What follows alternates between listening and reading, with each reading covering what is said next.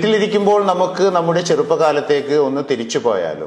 1950 മുതൽ 80 വരെ ജനിച്ചവർക്ക് ഇത് മനസ്സിലാകും. നാം പിന്നിട്ട വഴികൾ, നമ്മുടെ കൊച്ചു കേരളം എത്ര മനോഹരമായിരുന്നു. യഥാർത്ഥത്തിൽ അന്നായിരുന്നു ദൈവത്തിന്റെ സ്വന്തം നാട്. തെങ്ങുകൾക്കെല്ലാം തടമെടുത്ത് വളം ചെയ്യുമായിരുന്നു വർഷാവർഷം. അതിന്റെ നന്ദി എന്ന വണ്ണം തലപ്പിലേക്ക് കയറാൻ പോലും ആകാത്ത വിധം തിങ്ങിക്കായ്ച്ച് പ്രസാദിക്കുമായിരുന്നു അവ. മാസാമാസമുള്ള വിളവെടുപ്പ്. കിട്ടിയ തേങ്ങയിൽ വീട്ടാവശ്യത്തിനുള്ളതെടുത്ത് ബാക്കി ഉണക്കി കൊപ്രയാക്കി ആട്ടിയ വെളിച്ചെണ്ണ കൊണ്ടുവരുമ്പോൾ ആ പ്രദേശം മുഴുവൻ അറിയുമായിരുന്നു നാളികേര സുഗന്ധം. തൊഴുത്തിലെപ്പോഴും ഒരു പശുവിനെങ്കിലും കറവ ഉണ്ടാകുമായിരുന്നു. പാലും മോരും തൈരും വെണ്ണയും നെയ്യും അടുക്കളയിൽ എപ്പോഴും നിറഞ്ഞു നിൽക്കുമായിരുന്നു. നെല്ലും പയറും മുതിരയും ഉഴുന്നും ഊഴം പോലെ മുറ്റത്ത് കിടന്ന് ഉണങ്ങുമായിരുന്നു. പുരയിടങ്ങളിൽ അമ്മ നടുന്ന പച്ചക്കറിക്ക് വെള്ളമൊഴിക്കാനായി ഓടി നടക്കുന്ന അച്ഛൻ. ചെറിയ മൺപാത്രങ്ങളിൽ വെള്ളം തൂക്കി നിരനിരയായി ഞങ്ങൾ കുട്ടികൾ ചീരയെയും കൈപ്പയെയും വെണ്ടയെയും നനച്ചിരുന്നു. ഇടക്കൊക്കെ മൂക്കാത്ത വെള്ളരിയും വെണ്ടയും പൊട്ടിച്ചു വായിലാക്കിയിരിക്കും. വൈകുന്നേരം ഒരു പ്രധാന ജോലിയുണ്ട്. തലേന്ന് കത്തിച്ചു വെച്ച കരി പിടിച്ച കറുത്ത മണ്ണെണ്ണ വിളക്ക് തുടച്ചു മിനുക്കി വെക്കണം. അത് കഴിഞ്ഞ് കിണറ്റിൻ കരയിൽ ചെന്ന് വെള്ളമെടുത്ത് ലൈഫ് ബോയ് സോപ്പും ചകിരിയും ഉപയോഗിച്ചുള്ള കുളി. പിന്നെ ക്യൂട്ടിക്യൂറ പൗഡറിന്റെ സുഗന്ധം.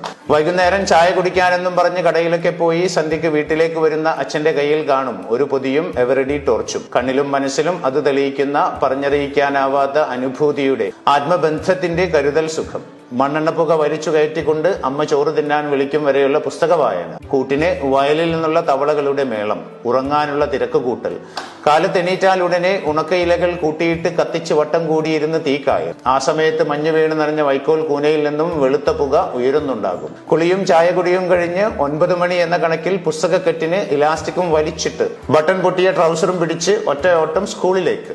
സ്കൂളിൽ നിന്ന് തിരിച്ചു വരുമ്പോൾ അടുക്കളയുടെ ഓടിനിടയിൽ നിന്ന് പുകയുയരുന്നത് ദൂരെ നിന്ന് കാണുമ്പോഴേ ഉത്സാഹമാണ്. അമ്മ എന്തെങ്കിലും പലഹാരം ഉണ്ടാക്കുകയോ ഉണക്ക കപ്പയോ ചേമ്പോ പുഴുങ്ങുകയോ ആകും. അതും കഴിഞ്ഞ് കണ്ടത്തിലേക്കോ അടുത്തുള്ള പറമ്പിലേക്കോ ഒരോട്ടമാണ്. പന്ത് കളി, ഗോലികളി, കിളികളി മുതൽ അങ്ങോട്ട് പലതരം കളികളും അഭ്യാസങ്ങളുമായി നേരം ഇരുണ്ട് വീട്ടിൽ നിന്ന് വിളി വരുന്നത് വരെ. പിന്നെ പലതരം കച്ചവടക്കാർ.